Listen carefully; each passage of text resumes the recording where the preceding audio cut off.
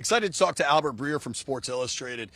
There's so much going on at these NFL owners meetings. Kind of what's top of line for you in a national perspective? What's going on for you exactly? I mean, like it's really what's happening in Washington and what's going to happen to the Commanders.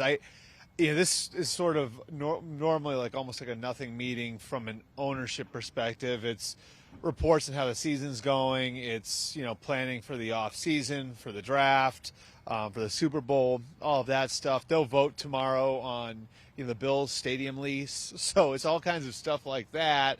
There's a labor seminar here, which means there's personnel people in town. There's an accelerator program here, which is the minority hiring program.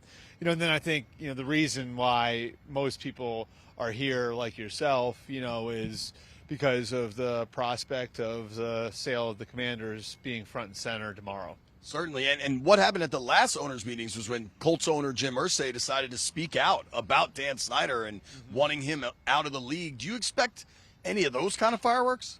I mean, I think that my understanding is the way that it went at the last meeting was, and this was, I believe, right after Jim Irsay's comments. Roger Goodell spoke in the privileged session, which is just owners and kin, and basically said to them, "Don't worry, we have this taken care of." And I think it was more or less, a message to the rest of the owners: let's not step out and all say something. We're going to take care of this internally. And he was asking for their trust that this was going to happen. And, of course, I think it was, a couple of weeks later, the Bank of America news came out. Right. And so, I think at this point, it feels at least like the commissioners earned the trust of the other owners and saying, we're getting this guy out of here. It's just going to take a little time. That could be Dan's moving truck for all we know. What do you think the timeline is on this? These things generally don't happen overnight. So, clearly there are a long list of bidders that are going to be involved here. A lot of the sort of runners-up from the Broncos sale, I think, will be involved, and the price point is going to be awfully high. So I know a lot of people have talked about Jeff Bezos. I think the biggest question is, would Dan Snyder sell to him? Does Bezos have the motivation to outbid everybody to the degree where Snyder can't say no?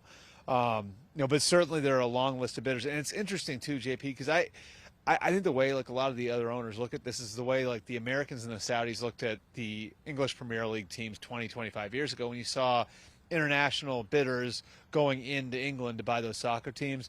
Those were all seen as distressed assets, like undervalued properties, right, where somebody could go in and build them back up into something that was worth a lot more than what they paid for it. A lot of people look at the Commanders the same way. Like, this has been such an underutilized asset for so long, such a distressed asset for so long, that if somebody comes in there, they can make the franchise what it was 25 years ago with all the modern bells and whistles that'll push the franchise value into the stratosphere. For sure. I mean, just from a fan base standpoint and then getting a new stadium deal, all those things, you make it work. Let's switch a little to the football field. The Commanders are playing good football despite all the distractions and stuff off the field. Huge game Sunday night against the Giants. What do you think of this Commander squad with 4 games left making the playoffs?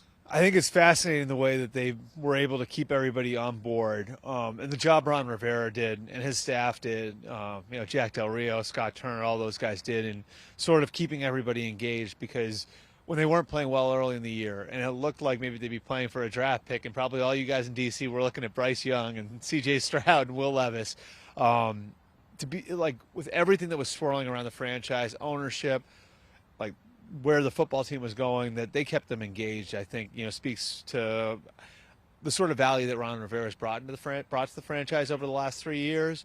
And I think what you're seeing now, and I've talked to Ron about this a few times, is a real identity in the team, building around the running game, and Brian Robinson and Antonio Gibson, and then obviously having the D-line that you can win games with. And I think one of the big pieces of promise that Ron Rivera brought when he was hired 2.5 years ago was, I'm going to establish the sort of culture and the physical nature that I built in Carolina. And I think we're seeing that vision come to life now, where they're built through the lines of scrimmage.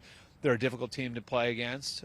And I think you see, for all the hits the franchise has taken, like a lot of the right kinds of guys in that locker room. And, certainly I think that got them through that rough patch early in the year and has put them in position now to compete for a playoff spot with that huge game on Sunday night. Should be a lot of fun. Thank you for the time, dude. Appreciate it. All right. Thanks, JP.